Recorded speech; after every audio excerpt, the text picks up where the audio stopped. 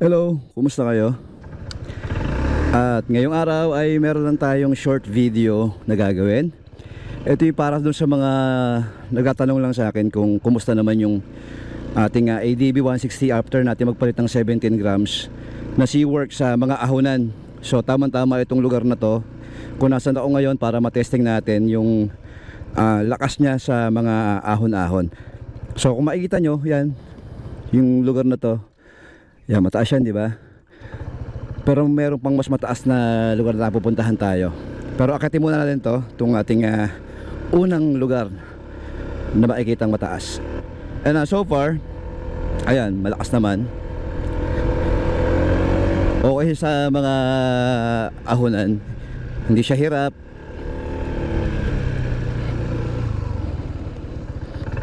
O, di ba? Taas nitong lugar na to. Yan, nandito ako sa Taytay. Ito yung may subdivision dito na maganda. Nandito ako sa loob. So ayan yung overlooking dito. Kita yung Metro Manila. Teka, bukas akong visor, ang init. Ayan, kitang kita. Tapos doon yata parting ano na yata yun, Manila Bay na yata. Ay, Manila Bay, Laguna Bay yung parte doon. Yan, kitang-kita mo yung Manila, QC, di ba? Mataas to. Ayun yung meron ditong viewing deck. Maganda pumunta diyan pagkahapon. Tsaka sa gabi. So, yung ating SeaWorks na 17 grams, yan lang inilagay natin. Wala tayong pinalitan na any parts ng CVT, kahit mga springs hindi tayo nagpalit. Yan lang yung nilagay natin. Yan lang yung pinilit natin. Yung spring ng SeaWorks na 17 grams. Ngayon puntahan natin yung isang lugar na sinasabi ko sa inyo na mataas talaga. Halos 45 degrees na yung angle ng lugar na yun eh. So doon natin masusubukan to. Testingin natin sa may buwelo at saka sa walang buwelo. So ang height ko ay 5'7". Ang timbang natin ay approximately nasa mga almost 70 kilos na ako. Tapos wala tayong karga yung yung motor, wala namang karga to na mabigat. Meron tayong top box na na plastic. Yun lang ang laman nito. So yun yung reference ng reference nyo para dito sa ating motor. Kagabi bago pumunta dito, dumaan kami ng Antipolo. Bali from Navotas sa Antipolo ako dumaan para matesting ko lang din sa mga ahon-ahon. Ang problema umambon kaya hindi ako nakapag-video. Pero so far sa pag-testing ko sa kanya doon sa Antipolo, syempre maraming ahon-ahon doon. Okay naman. Kahit na matataas yung mga yung mga ahonan, kayang-kaya niya. So dito tayo. Kita nyo naman yan, yung mga ahon-ahon dito. Kung dito ka nakatira tapos araw-araw ka nagbumotor, mapapalhaban sa mga ahon-ahon yung motor mo, sigurado. Kung araw-araw mo itong dinadaanan.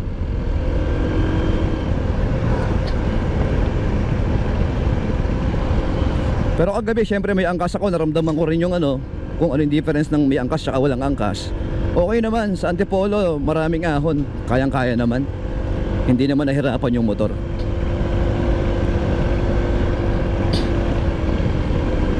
So ito na yung ating pupuntahan na lugar. Papakita ko muna sa inyo kung gaano kataas yung ahon na to. Ayan, ganyang kataas na ahon. Sana nakikita sa camera. Biluhan natin.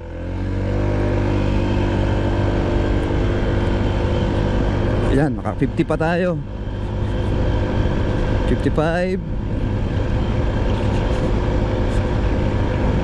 Hindi na ako masyado nakabuelo. Yan, 57. So ganyan kataas yung na to, yung lugar na to. Papakita ko sa inyo. Ayun, di ba? Taas oh. Ganda dito kapag gagabi. Yan, ganyan kataas yung inakyat natin. Ayan, kayang-kaya naman, di ba? Kapag almost 60 pa tayo. Pero kung nakabuelo pa ako nun, baka mabot pa ng 60 yun. Parang 57 lang yata yung tinakbo ko kanina. Pero not bad, di ba? Para sa ganyang ka-terek na lugar, makatakbo ka ng ganun kabilis, kayang-kaya, ibig sabihin. Isa pa, try natin bubueluhan natin siya ngayon. Kanina hindi ako bumuelo masyado eh. Okay na to. Game, bueluhan natin. Tingnan natin kung abot tayong 60 pataas.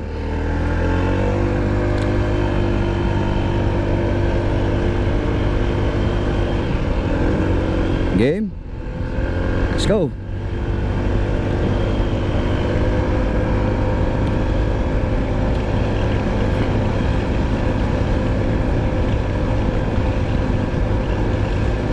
$61.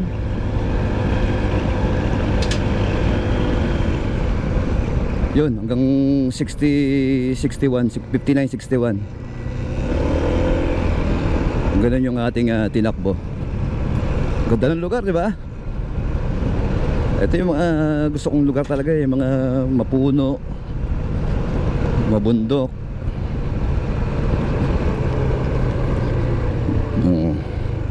Nice. Balik ka tayo, medyo umaambon.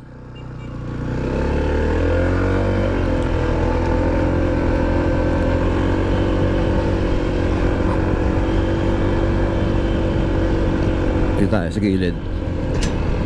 Pakita ko lang sa inyo kung gaano kaganda yung lugar.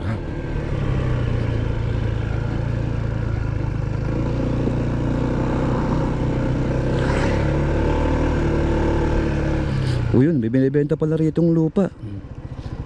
Yun oh. Kaya wala akong dalang pera eh.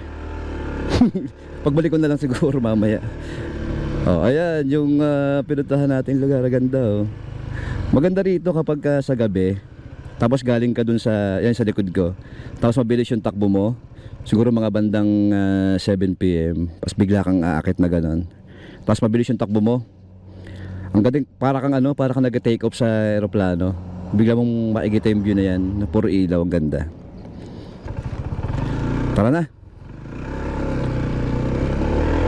Woohoo! Yun oh, di ba? Ang lawak. Sarap.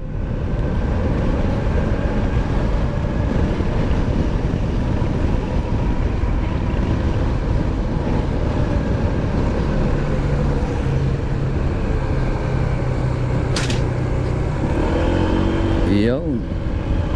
Umaambon, bad trip. Masarap pa sanang umikot-ikot dito. Marami pa rito pwedeng puntahan eh. Kaya lang wala, maambon. Baka magkasakit naman tayo.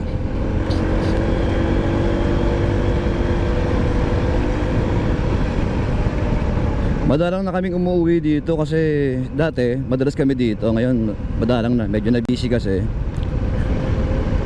So sakto naman na pagpunta namin ngayon eh nakapagpalit na ako ng bola para yun, sakto matetesting natin yung yung ating bola sa mga ahonan. Sakto rin yung lugar na to.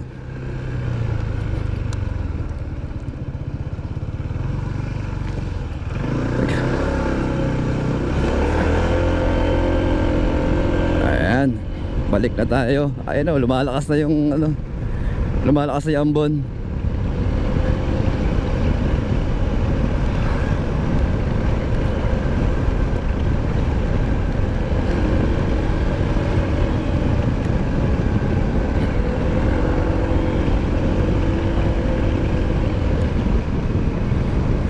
Dito na tayo sa lugar namin, pero doon natin tapusin yung video sa taas. Balik tayo rito sa taas. Gusto ko sana kayo isama doon sa viewing deck sa taas eh. Kaya lang malakas na yung ambon. Dito tayo.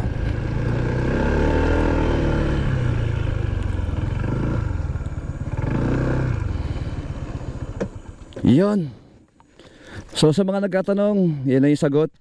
Sa mga magpaplanong magpalit ng bola ng kanilang ADB 160. Para sa akin personally, sa experience ko sa kanya, may angkas man wala. Ako meron akong gamit na dala-dala lagi sa mga gig. Mabigat yun, may laman tong box ko na effects. May dala akong gitara. Misa may angkas. Pero ang laki nung difference talaga nung nagpalit ako bola ng SeaWorks na 17 grams. Hindi ko alam yung ibang brand, hindi pa ako nakapag-try, pero yung SeaWorks lang tinesting ko. Magandang maganda para sa akin. Parang kakaibang motor na yung dala ko, hindi na yung ADB ko yung dati.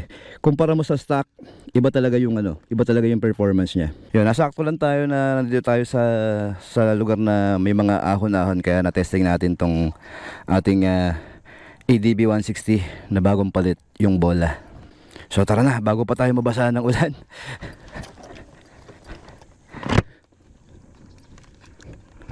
So yan muna yung ating video para sa araw na to. Sa mga nagtatanong, highly recommended ko talaga tong SeaWorks na 17 grams. Wala kang papalit ng iba, hindi ka magpapalit ng spring, ng clutch, ng pulley, or kahit ano. Kung gusto mo lang ng stock lang lahat, pero papalit ka na ng bola para madagdagan lang yung arangkada, yung hatak ng motor mo. Yun ang habol ko talaga, yung arangkada, yung hatak niya. So na-achieve ko naman yun dito sa ating SeaWorks na 17 grams. So yan muna yung ating video para sa araw na to. Maraming salamat sa inyong panonood. Ako si Bal. Yeah.